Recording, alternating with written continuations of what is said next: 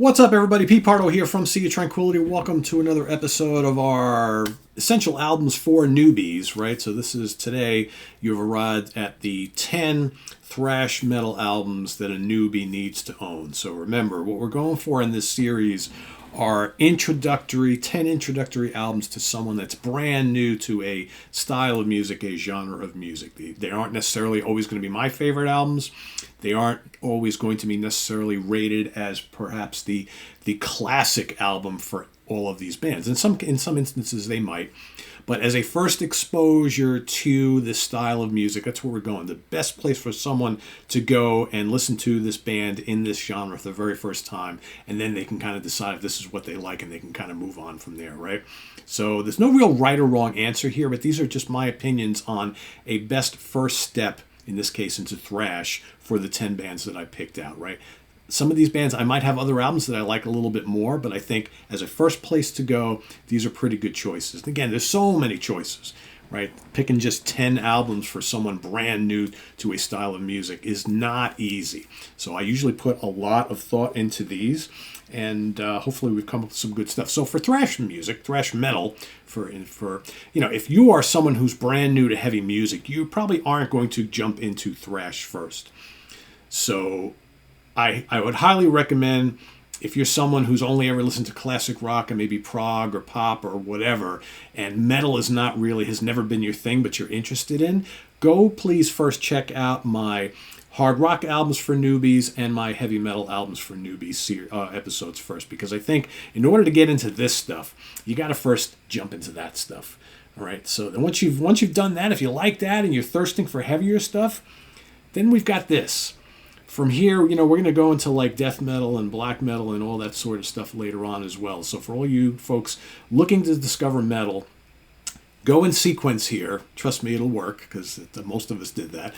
And I think you'll find some stuff to sink your teeth into at first. And if you really like these albums, then I think you're off to the races from there. There's no shortage of stuff to check out. So one thing I do want to mention right off the bat is there are two bands that many people kind of call the godfathers of this style of music. I, however, did not want to include them in this list because each of the bands that I'm thinking about, that I'm going to mention in a second, highly influential to thrash metal, but not essentially thrash metal themselves. There are elements here and there, but the two bands I'm thinking of are Venom and Motorhead. So Venom and Motorhead, without those two bands, you probably don't get a lot of this stuff. But on their own, they have elements of thrash and metal and speed metal. But when you listen to, black metal, and you listen to the first Venom album, and At War with Satan, or Overkill, or Ace of Spades, and all that, there is some fast, kind of punky, kind of dirty and grimy stuff that you could say is kind of thrash or speed metal.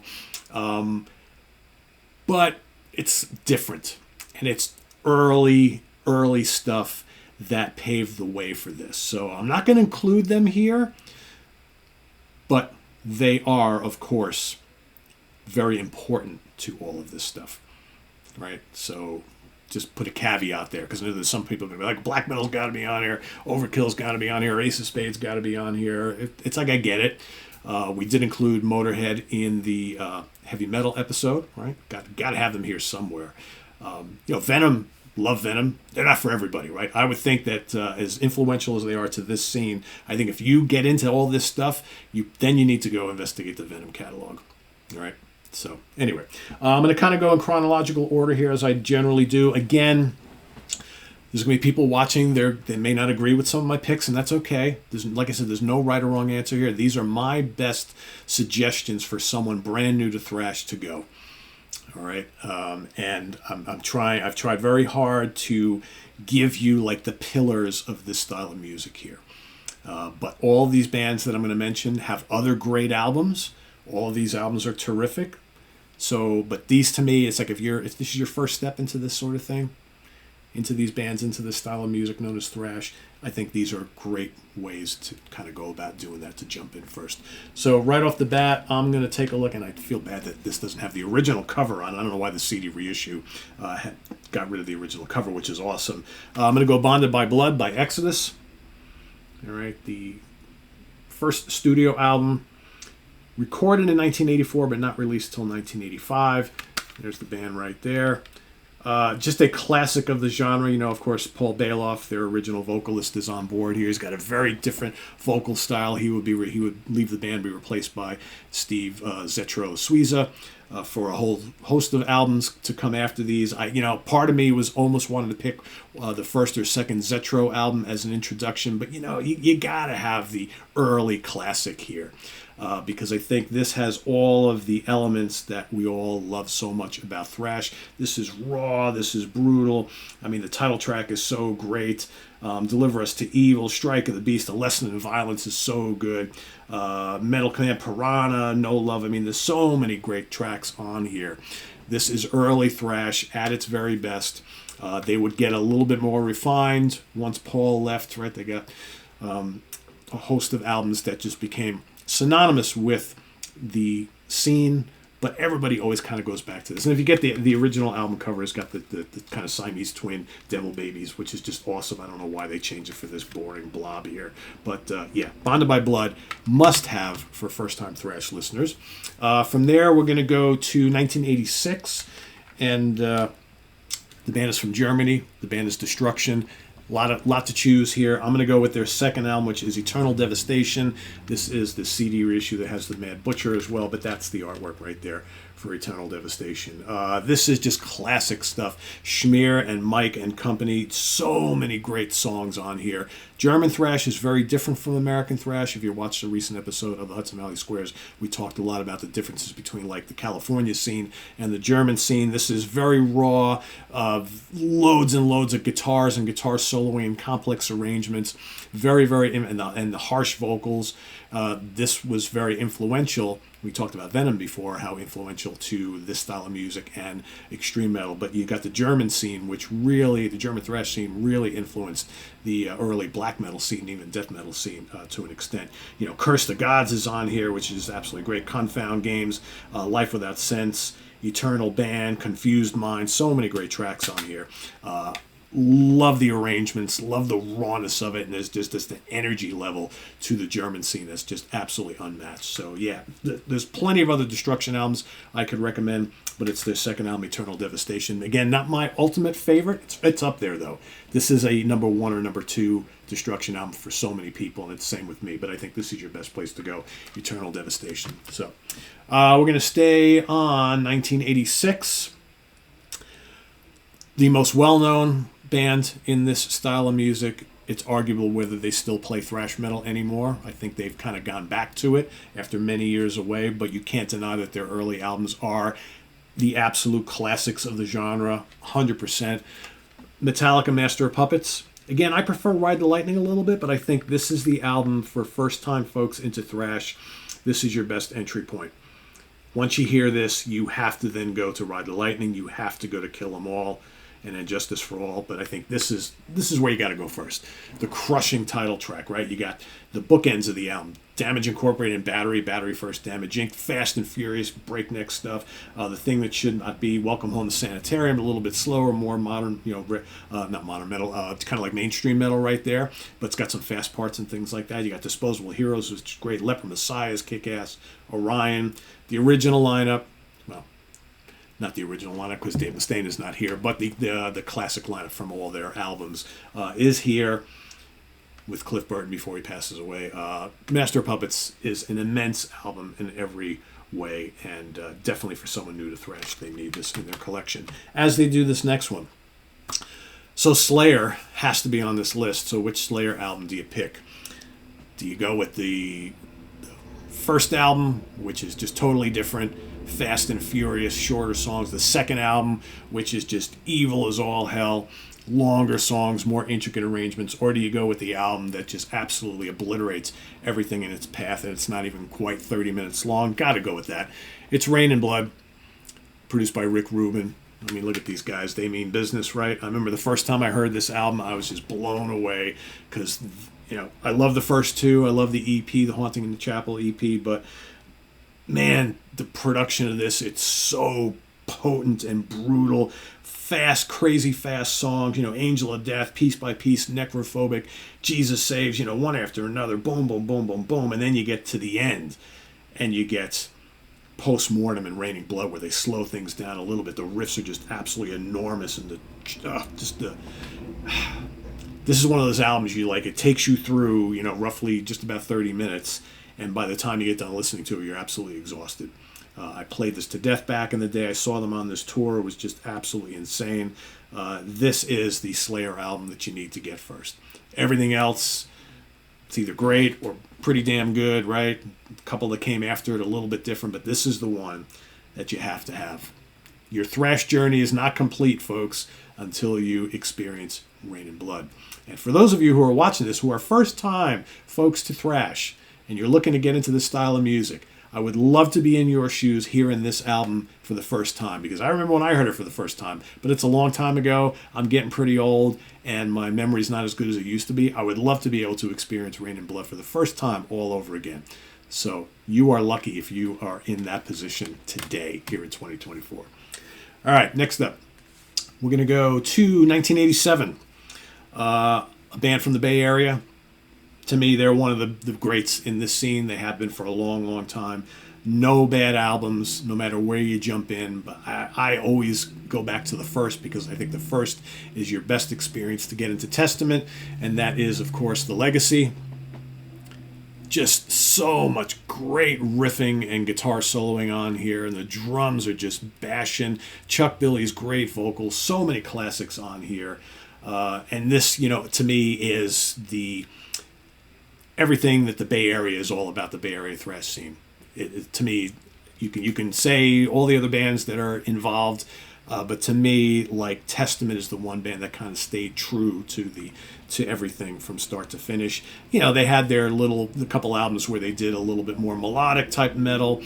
They went and did kind of extreme metal for a while, but you listen to all their more recent albums and those first few albums, just classic. Over the Wall, The Haunting, Burnt Offerings, Raging Waters, Curse of the Legion of Death. I mean, just so good. First Strike is Deadly, Do or Die, Alone in the Dark, and Apocalyptic City. I mean, every song here is classic.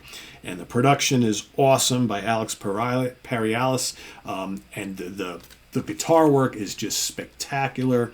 This is an absolute classic, folks. You need to have it if you're a first-time thrash person.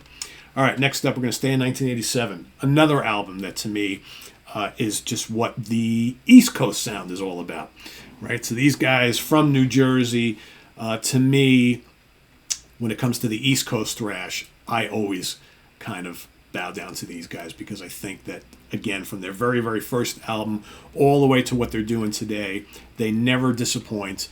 They're predictable, yes, but they're just so good. They're what New York, New Jersey thrash is all about. I'm talking about Taken Over by Overkill.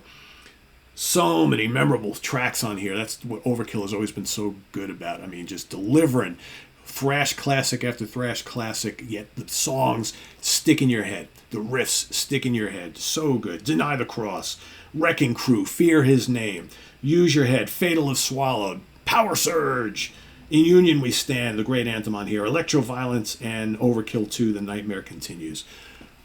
And again, Alex P. producing once again. He was working with a lot of thrash bands around this time.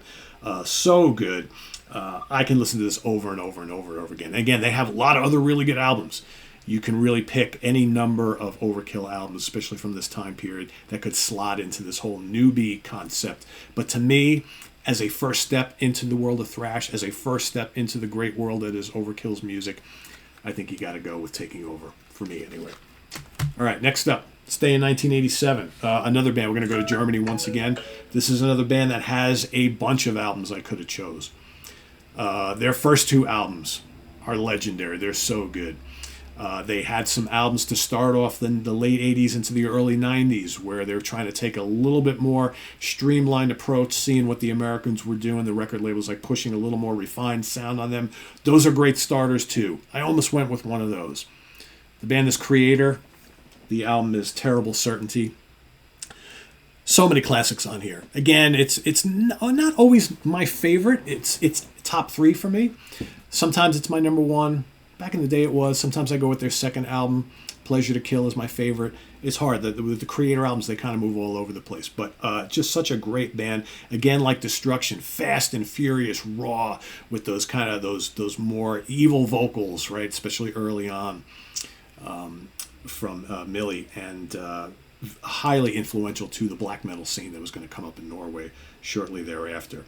Like I almost went with Coma of Souls, because Coma of Souls is very accessible, a little bit more so than their first 3 albums, but I figured you gotta experience it all the way. Blind Faith is so good on here. Storming with Menace, so good. Great songs on here. Title track is great. Toxic Trace is awesome. No Escape, excellent songs on here. Great thrash stuff. Again, Germany, American thrash, they're very different, but there's some similarities, but you got to have it all. That's why I put this list together, to give you a little bit of everything. All right, next up, we're going to go back to the U.S. This is now also came out in 1987. This band, to me, has 3 albums in consideration for this. Here I went with my favorite, because I think this album gives you everything that this band does so well, but the songs are just instantly memorable and anthemic, but it's just really strong New York City thrash. And that, of course, is Anthrax, Among the Living. Eddie Kramer producing this one. So many classics on here. The title track is great. Caught in a Mosh. Caught in a Mosh became like a mosh pit anthem for not only Anthrax, but for just us, the fans in general, right? That's that type of song to get the mosh pit going. I Am the Law, Skeleton in the Closet, Indians is just so good. I mean, that galloping riff just so great. ADI, Horror of It All, One World, NF Lick a Fuss and NFL. I mean, just so many great songs on here. The production is enormous, and the songs are just great. Joey Belladonna on vocals, right? Yeah, great stuff. Gotta have it. Back to Germany, 1989. Gonna go with Sodom, Agent Orange. You can really choose any Sodom album. They're all pretty crazy and fast and furious and brutal. So it's like, well, which is the one that maybe out of all those early brutal albums, maybe just has a shred of accessibility, just a shred, and that would be Agent Orange. I mean, this album is immense. It could be my favorite. Sodom, it's up there. If it's not number 1, it's number 2 or number 3. Title track is so good. Tired in Red is excellent. Exhibition Bout, Magic Dragon, Baptism of Fire, Fast and Furious. I mean, Sodom is like, you look at like the big 3 of Germany: Sodom, Creatum, and Destruction. All 3 are pretty different, although they have similarities, but I think Sodom also gives you that kind of like early black metal thing. Fast and furious, just never-ending riffs. Drums are just off the charts. The vocals are brutal. Just precision German thrash right here with Agent Orange and Sodom. Absolutely. And my number 10. Because some of you are probably asking, well, where's the other M band, right? The other big M band. Absolutely, I couldn't forget them. To me, it was a toss-up between 2 albums of theirs. Ultimately, I went with the one that I think is musically, compositionally speaking, their greatest achievement. It's one of the great albums in this style of music ever from any band, and that is Megadeth's Rust in Peace from 1990. Could go with Peace Sells But Who's Dying, right? Which usually is my favorite Megadeth album for lots of personal reasons. But I fully understand that this is their greatest album. This is the album every thrash person, everybody new to thrash or every thrash fanatic needs to have in their collection, needs to digest it and know it and love it. And, Dave Mustaine, Nick Menza, Dave Ellison, Marty Friedman is the lineup. There is shredding guitars all over this. Highly complicated arrangements, memorable songs. Holy War's The Punishment Due, Hangar 18, Take No Prisoners, 5 Magics, Poison Was the Cure, Lucretia, Tornado of Souls. Just go listen to that right now. If you've never heard this album, go listen to Tornado of Souls and get caught up in the tornado. It's awesome. Dawn Patrol, Rust in Peace, Polaris. I mean, it's just absolutely a perfect album, start to finish. And one of the great thrash albums of all time, if not the greatest thrash album of all time. So there's your 10, folks. That's where you need to start. Like I said, there's probably others that people in the comments will come up with that might also be good additions to a list for newbies. Remember, this is not the essential thrash albums of all time, or the greatest albums of all time, or our favorite albums of all time, although many of these are. But this is a starter pack. This is where someone brand new to thrash, if you've been listening to thrash as long as I have, this list isn't necessarily for you. You already know all this stuff. This is for the folks that are brand new to thrash. And once you've gotten through these, right, once you've listened to these, all of them or most of them, and said, hey, I kind of dig this. Where else can I go after this? Well, you can go and explore the rest of these catalogs from these bands. But maybe before you do so, let me give you some other bands and albums that I think you may like. Dark Angel, Darkness Descends. Killer album. Brutal album. Some of the best drumming you'll ever hear on a thrash album. Killer record. Check out Dark Angel, Darkness Descends. Another Bay Area favorite, Death Angel, the Ultraviolence. Fast and furious, melodic, great band, great album, still going strong today. An album by a band that kind of fits here in thrash, although they just as much also helped influence death metal, and that's Possessed, Seven Churches. Right? It's kind of, to me, it's more of like a very, very early death metal album, but so much of it is just absolutely everything we've been talking about. Violence, Eternal Nightmare. Got a bunch of Bay Area bands right in this list, right? Violence, Eternal Nightmare, killer album. Talk about Fast and Furious. Let's go to South America for Sepultura, Arise, right, from the early 90s. Those early Sepultura albums are absolutely thrash classics. From Canada, I almost put them in my top 10. Annihilator, Alice in Hell, Jeff Waters and Company. Man, talk about ripping guitars, right? Anthemic choruses. Alice in Hell is a great album from Annihilator. Let's go back even, there's some bands that are kind of like part of that early crossover thing. Carnivore, self-titled Carnivore album. Peter Steele and Company. Yes, that Peter Steele, right? It's a classic, New York area classic. Nuclear Assault, Game Over. Dan Lilker, fresh off of Anthrax, puts together his own band. Game Over is another New York area thrash classic. And last but not least, also from this area, Whiplash, Power and Pain. Classic album right there.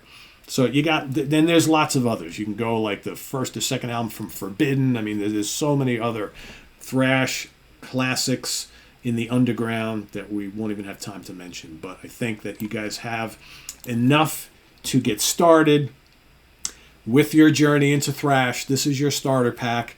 If you, like I said, if you like these, there's so many more to come after that. And, I haven't even gotten into the great thrash bands of the more modern scene, because there's a lot of those as well. Although most of what they're doing is they're kind of doing updated versions of a lot of their heroes from yesterday. So that's why I wanted to go start with the more classic bands first in an episode like this, because, again, this is for the newbies. So if you're brand new to thrash, brand spanking new, here's your starter pack. So curious, for those of you who are watching, who are hearing some of these for the first time, come back and report down in the comments and let us know what you think of some of these albums. Do you think that you like what you hear in these albums to go and explore thrash even further? That's what I'm curious about. So thanks for watching. Visit us on the web at www.seaoftranquility.org. We're on Facebook. We're on YouTube all together all the damn time. Please subscribe if you haven't already, and click on that notification bell so you get alert of all of our content as a post. And please do hit the like button before you leave. Also, down below, we get the links to our Ko-Fi page, our channel donations, our merch page, and our Cameo page. Thank you in advance for all your support there, and we'll see you soon here with more stuff. I'm Pete Pardo. Thanks for watching. If you've missed any of the other episodes in this series, the Albums for Newbies series, we do have a playlist for it, so go check it out. Get caught up. More will be coming.